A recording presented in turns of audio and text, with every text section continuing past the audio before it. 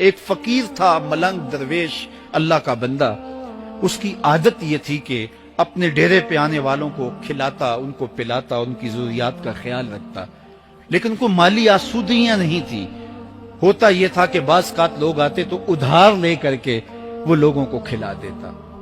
خیر، چونکہ فقیر کا مزاج یہ ہوتا ہے کہ لوگ آئیں اس کے ڈیرے سے کھائیں.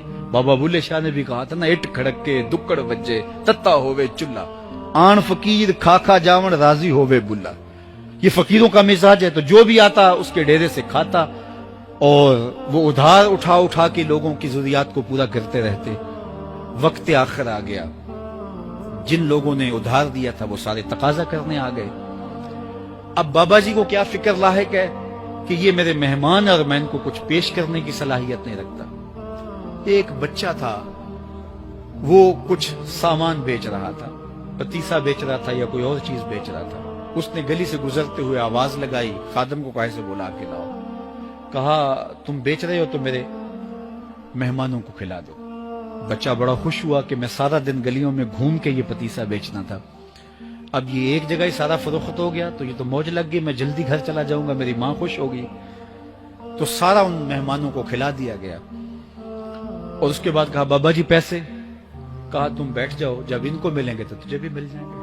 وہ بیٹھ گیا، 2 4 10 منٹ بیٹھا تو بچہ تھا، پھر کھڑا ہو گیا، بابا جی پیسے؟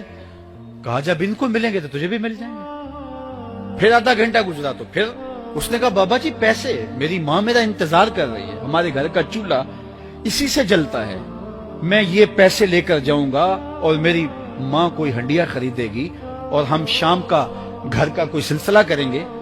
کہا بیٹا جب ان کو ملے گا تو تجھے بھی مل جائے گا. بچے نے رونا شروع کر دیا. یتیم بچہ تھا، اس کا سارا آسرا یہی تھا.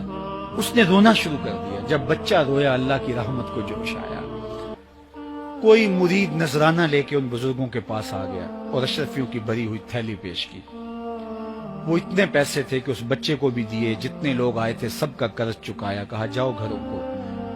تو سب نے کہا بابا جی ہم صبح سے بیٹھے ہوئے تھے تو یہ نذرانہ دینے والا صبح سے نہیں آیا تو اب کیسے آ گیا؟ کہا صبح سے تمہارے اندر کوئی رونے والا نہیں تھا، ایک رونے والا آیا تو باقیوں کا بھی کام بن گیا. بعض اوقات کسی ایک شخص کی وجہ سے باقیوں کی خطائیں بھی معاف ہوتی ہیں. آج ہم اجتماعی طور پہ تا حد نظر اندر باہر اوپر نیچے اتنے لوگوں کے ہجوم میں اللہ کی بارگاہ سے یہ توقع رکھتے ہیں کہ مالک اتنے ہجوم میں کوئی ایک تو ہوگا جو تیرا لاڈلا ہوگا، کوئی ایک تو ہوگا جو تیرا بہت قریبی ہوگا، کوئی ایک تو ہوگا جس پہ تیری رحمتیں برسیں گی. تو مالک اس کے صدقے سے ہماری خطائیں بھی معاف کر دے، ہمارے گناہ بھی معاف کر دے. کوئی ایک رونے والی آنکھ مل گئی تو باقیوں کا بھی کام بن جائے گا. اٹھ فریدا ستیا تے میلہ ویکھن جا، وت کوئی بخشیا مل جاوے تے تو ہی بخشیا جا. میرے مالک ہم سب کی خطائیں معاف کر دے، ہم سب سے درگزر فرما اور ہم سب کے باطن کو ستھرائیاں دے دے، ہمارے اندر کو پاکیزگیاں دے دے. بہت وقت میں نے اور آپ نے صاحب گزار لیا، تیزی کے ساتھ زندگی بیت رہی ہے. میں اگر اپنے آپ کو دیکھوں تو میری زندگی کتنی بہاریں کاٹ چکی ہے. اگر آپ اپنے آپ کو دیکھیں، کوئی 60 سال، کوئی 20 سال، کوئی 25 سال، زندگی تیزی کے ساتھ گزر رہی ہے. بندہ جب سوچتا ہے کہ میں 40 سال کا ہو گیا ہوں تو آگے میری زندگی کے اگر 30 سال بھی ہیں تو 30 سال تو کافی ہیں، لیکن وہ پیچھے اگر پلٹ کے دیکھے تو 40 سال یوں گزر گئے جس طرح چٹکی بجائی جاتی ہے. جب چٹکی بجانے کے وقت میں 40 سال گزر گئے محسوس ہوتے ہیں تو جو باقی 30 سال اگر ہوئے بھی وہ تو گمان ہے میرا، وہ تو گمان ہے آپ کا. ہمیں تو ایک سانس کا بھی نہیں پتا.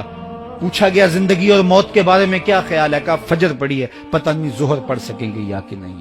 کہا اتنی لمبی امیدیں لگائے بیٹھے ہو. کہا ظہر پڑی ہے، پتہ نہیں عصر پڑھنے کا موقع نصیب ہوتا ہے کہ نہیں. کہا یہ بھی طول عمل ہے. ایک بولا عصر پڑی ہے، پتہ نہیں مغرب پڑھ سکیں گے یا کہ نہیں. کسی نے کہا ایک رکعت پڑی ہے، پتہ نہیں دوسری رکعت بھی پڑھنا نصیب ہوتی ہے یا نہیں. کہا یہ سب تمہارے منہوں کی باتیں ہیں. میں تو کہتا ہوں ایک طرف سلام پھیرا ہے، پتہ نہیں دوسری طرف سلام بھی پھیر سکیں گے یا کہ نہیں. کیا موت اتنی قریب نہیں ہے؟ ہم نے اپنی آنکھوں کے سامنے لوگوں کو جدا ہوتے یوں نہیں دیکھا ہے. ہم کہتے ہیں اس کی خبر سنا رہے ہو موت کی، یہ تو میں نے ابھی سبزی والی دکان پہ دیکھا تھا.